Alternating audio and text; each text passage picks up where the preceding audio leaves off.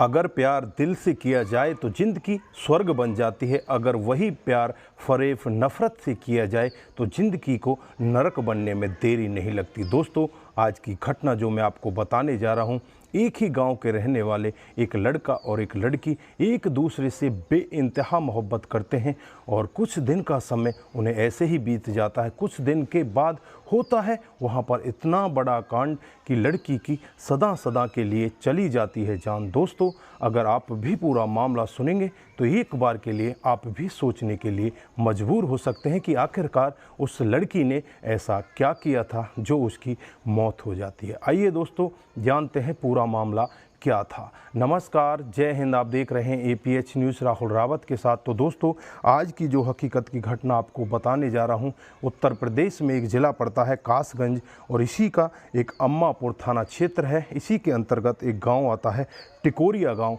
ये टिकोरिया गांव की हकीकत की घटना है। यहाँ पर अनोखे लाल नाम का एक व्यक्ति, जिसके 3 बच्चे होते हैं, जिसकी पत्नी की काफ़ी समय पहले मौत हो जाती है। 3 बच्चों में इसकी बड़ी वाली बेटी होती है जिसका नाम अनीता होता है, उससे छोटे वाला बेटा होता है जिसका नाम सुनील, और उससे छोटी वाली एक और बेटी होती है जिसका नाम पूजा होता है। उम्र होती है 19 साल। जब इसकी पत्नी की मौत हो जाती है, पत्नी की मौत के बाद जो घर की जिम्मेवारी होती है इसकी बड़ी बेटी अनीता संभाल लेती है। वो अपनी पढ़ाई भी छोड़कर अपने घर परिवार के कामकाज में लग जाती है। अपनी बहन और भाई को पढ़ाई में आगे बढ़ाने के लिए वो खुद अपने घर बैठ जाती है। उसके वहीं पर इनके पड़ोस में एक लड़का और रहता है जिसका नाम ओमवीर होता है। उम्र 24 साल होती है, जो नेम सिंह का बेटा होता है। नेम सिंह के 2 बेटे होते हैं, बड़े वाला बेटा जिसका नाम मुकेश होता है, छोटे वाला जिसका नाम ओमवीर होता है। नेम सिंह और जो अनोखे लाल होती है, इनकी पहले से ही दुश्मनी चली होती है। नेम सिंह जेल काटकर अभी कुछ दिन पहले ही अपने घर पर आया होता है। अब ओमवीर की निगाह पूजा पर पड़ने लगती है। पूजा को देखकर उसकी खूबसूरती का दीवाना हो जाता है, क्योंकि पूजा देखने में बेहद ही खूबसूरत होती है। अब ओमवीर को इंतज़ार होता है कि मैं कब पूजा से बात करूं। फिर उसका हर रोज़ बस स्टैंड पर जाकर इंतज़ार करने लगता है और एक दिन का समय आ जाता है जब पूजा भी उसे देखती रहती है, इधर ओमवीर भी उसे देखता है और दोनों देखते ही देखते एक दूसरे के साथ बातचीत करने लगते हैं। पूजा को भी उसकी बातचीत अच्छी लगती है और एक दूसरे के साथ वो प्यार प्रसंग में आ जाते हैं। धीरे धीरे एक दूसरे का नंबर एक्सचेंज कर लेते हैं और एक दूसरे के साथ घंटों तक बातचीत करने लगते हैं। एक दूसरे के साथ जीने मरने की कस्में खाने लगते हैं। इधर एक दिन का वाक़या होता है। अनोखे लाल को इस सब के बारे में पता चल जाता है। फिर अनोखे लाल अपनी बेटी पूजा को अपने घर बिठाता है और बिठाकर उसे समझाने लगता है, उससे कहने लगता है कि बेटी, जो तू कदम उठा चुकी है वो बहुत ही गलत है।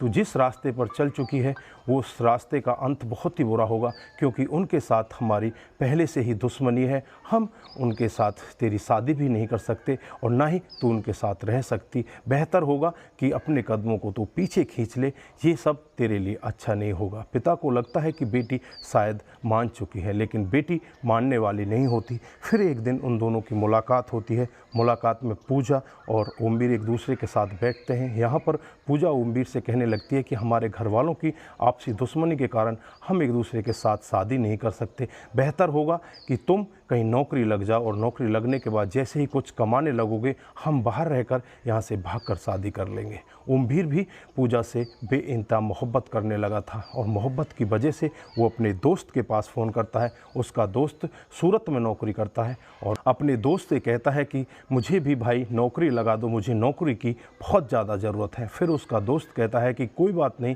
तू मेरे पास सूरत आ जा। फिर ओमवीर सूरत चला जाता है और वहीं पर अपने दोस्त के साथ उसी फैक्ट्री में लग जाता है और वहाँ पर कामकाज करने लगता है। इधर पूजा से भी बातचीत किया करता है। कुछ दिन तक तो पूजा उसके साथ बातचीत करती है, लेकिन कुछ दिन के बाद ही पूजा का नंबर बंद हो जाता है और नंबर बंद होने के बाद अब ओमवीर को लगने लगता है कि पूजा के साथ कहीं गलत नहीं हो गया, उसके घर वालों ने उसके साथ कोई गलत कदम नहीं उठा दिया। ओमवीर बहुत ही ज़्यादा परेशान होता है। फिर ओमवीर के गाँव का ही एक लड़का सूरत में पहुंचता है और वहां जाकर ओमवीर सबसे पहले उससे गांव का हालचाल पूछता है। उसके बाद तुरंत ही पूजा के बारे में जानकारी लेता है। तो ओमवीर को वो गांव का लड़का बताता है कि पूजा ठीक ठाक है, बड़े अच्छे से पढ़ाई कर रही है और हंसी खुशी रहती है। जब ये पूरा वाक्य ओमवीर सुनता है तो ओमवीर के पैरों तले ज़मीन खिसक जाती है। ओमवीर सोचने के लिए मजबूर हो जाता है कि आखिरकार पूजा मेरे से बेइंतहा मोहब्बत करती थी, लेकिन उसके साथ में हुआ क्या है कि वो मेरे बगैर खुश है, उसने अपना नंबर भी बदल दिया है। उसके बाद तुरंत ही ओमवीर नौकरी को छोड़कर अपने गांव का रुख करता है और उसी चौराहे पर जाकर खड़ा हो जाता है।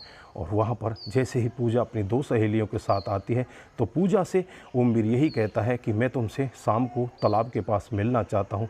चुपचाप से ये कहकर वहाँ से चला जाता है और शाम का इंतज़ार करता है और तालाब पर पहुँच जाता है। वहाँ पर पूजा भी पहुँच जाती है और पूजा से वो बातचीत करता है। तो सबसे पहला उसका यही सवाल होता है कि तुमने अपना फ़ोन क्यों बंद कर दिया। तो पूजा उसे यही जवाब देती है कि मैंने फ़ोन अपनी पढ़ाई के लिए बंद कर दिया, मेरे पेपर नज़दीक आ चुके हैं, मैं पढ़ाई करना चाहती हूँ, इसलिए मैंने अपना नंबर बंद कर दिया है। अब वो कहता है कि फिर तुमने दूसरा नंबर लिया, उसे तो मुझे दे देती, मैं उससे बातचीत किया करती। लेकिन यहाँ पर जो पूजा का चेहरा होता है वो खिला होता नहीं, क्योंकि यहाँ पर ओमवीर बहुत ही ज़्यादा खुश होता है पूजा से मिलने के बाद। लेकिन जब पूजा के चेहरे को देखता है तो उसके चेहरे पर खुशी दिखाई नहीं देती और देखने में लगता है कि शायद पूजा ओमवीर से अब खुश नहीं है। ओमवीर बार बार उससे पूछने की कोशिश करता है, लेकिन वो ओमवीर को कोई भी ऐसा सटीक जवाब नहीं देती जिससे कि ओमवीर को लगे कि वो तुम्हारे साथ में प्यार करती है। अब ओमवीर को शक होने लगता है और ओमवीर इंटरनल ही इसकी जांच पड़ताल में लग जाता है। जब पूरी जांच पड़ताल करता है तो पता चलता है कि ये किसी और लड़के के प्यार प्रसंग में है। उस लड़के का नाम योगेंद्र, जो अलीपुर का रहने वाला होता है। अब ओमवीर को बहुत ही ज़्यादा गुस्सा आने लगता है और अपने मन ही मन सोचने लगता है कि पूजा ने मेरे साथ बहुत बड़ी बेवफाई की है। फिर पूजा से मिलने के लिए शाम का टाइम रखता है और शाम को फिर पूजा से मिलता है और उससे कहता है कि तूने मेरे साथ में इतनी बड़ी बेवफाई क्यों की। पूजा यहाँ पर ओमवीर को समझाने का प्रयत्न करती है, उससे कहती है कि हमारे और तुम्हारे परिवार के बीच में दुश्मनी है, मेरी शादी तुम्हारे साथ कभी भी नहीं हो सकती। बेहतर होगा कि तुम अपना जीवन अच्छे से जियो और मैं अपना जीवन अच्छे से जियो। यहाँ पर जो ओमवीर होता है उसे बहुत ज़्यादा क्रोध आ जाता है और क्रोध में वो यही कहता है कि अगर तुम मेरी नहीं हुई तो मैं तुम्हें किसी की भी नहीं होने दूंगा।